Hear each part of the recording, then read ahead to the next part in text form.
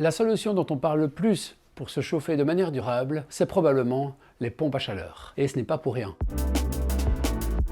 Il s'agit d'une technologie hyper efficace pour aller extraire de l'énergie renouvelable, de l'eau, de l'air ou du sol. En clair, en injectant une unité d'électricité, une pompe à chaleur va produire au moins 2, 3, voire 4 fois plus de chaleur.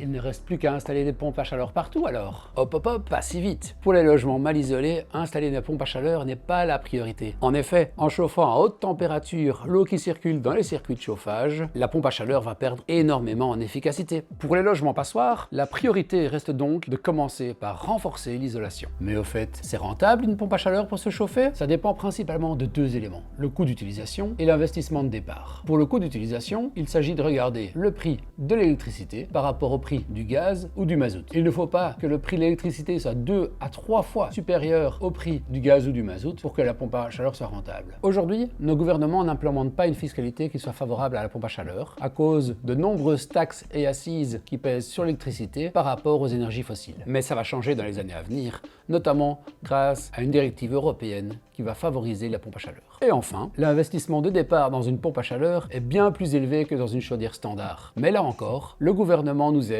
avec de nombreuses primes à l'installation.